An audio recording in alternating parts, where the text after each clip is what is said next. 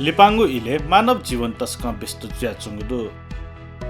अपया चंगु शहरीकरण बौद्धिक ज्या स्वास्थ्य खानपान मडुगु व न्यागु ज्यान औजार्य माध्यम यागुली मनुतेस शारीरिक श्रम यागु ज्या हो ज्या उना चंगुदु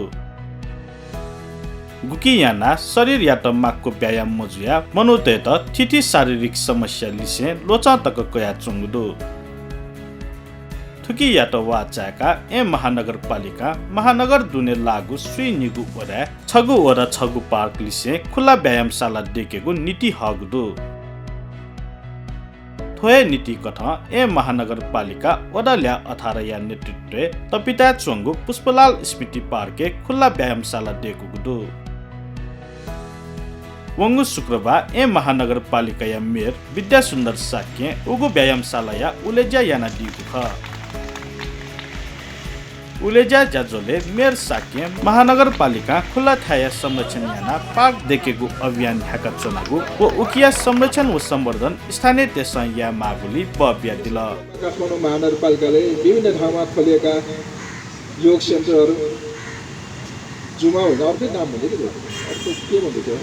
त्यस्तै किसिमको विभिन्न सेन्टरहरूसँग पनि काठमाडौँ महानगरपालिकाले सहकारी गर्ने भनेर हामी नीति पनि दिएका थियौँ थोरै भए पनि हामी आवश्यकता महसुस गरेर त्यो ठाउँमा पनि सहयोग गर्छौँ भनेका छौँ काठमाडौँ महानगरपालिकाले कम्तीमा पनि एउटा वडामा एउटा पार्क अनिवार्यमा बनाउनै पर्ने भनेर हामी नीति दियौँ जहाँ खुल्ला क्षेत्र छन् सार्वजनिक जग्गाहरू छन् पर्टी जग्गाहरू छन् त्यहाँ अलिक बढी भने जहाँ चाहिँ सार्वजनिक जग्गाहरू छैन त्यहाँ सानै जग्गामा भए पनि बनाउनु पर्छ भनेर हामी नीति दिइसकेपछि धेरै जसो वडाहरूले पार्क बनाउने अभियान सञ्चालन गरे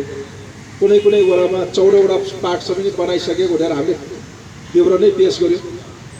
जस्तै 4 नम्बर वडामा अस्ति पार्क शिलान्यास कार्यक्रम गर्यो त्यहाँ चाहिँ सार्वजनिक जग्गाहरू पनि धेरै भएको 14 वटा पार्कको हामीले सबै तयारी दुईटा चाहिँ शिलान्यास हुन बाँकी तर खरिद प्रक्रियामा गइसक्यो अरू सबै काम सुरु भइसक्यो भने 12 वटा सुरु नै भइसक्यो दुईटा चाहिँ केही समयमा सम्पन्न गर्ने कि अहिले 12 वटामा हामीले 4 वटामा शिलान्यास गर्यो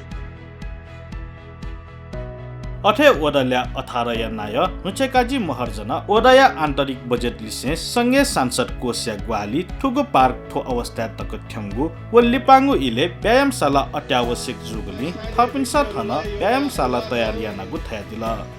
यो भित्री शहर गुचमुच्च भइसकेको अवस्था र खुल्ला ठाउँ आवश्यकता भएको हुँदा हामीले निर्वाचित हुनुभन्दा पनि पहिला यो पूर्वाधार तयार गरी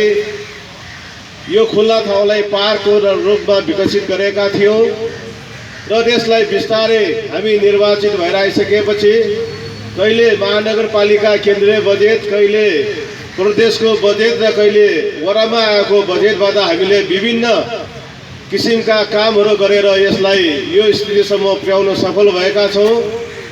आज यो जुन खुल्ला व्यायाम स्थल राखेर हामी उद्घाटन गरिसकेका छौँ यसले हाम्रा वडावासीहरू लगायत जनसमुदायहरूले आफ्ना केही स्वास्थ्य सुधार शारीरिक व्यायाम गरी स्वास्थ्य सुधार ल्याउनेछ भन्ने आशा गरेका छौँ हाल व्यायाम स्थले स्थायी walker air walker cross trainer sit setup single chest press cycle horse rider लगायत या छिन्छगु कथया सामग्री त दु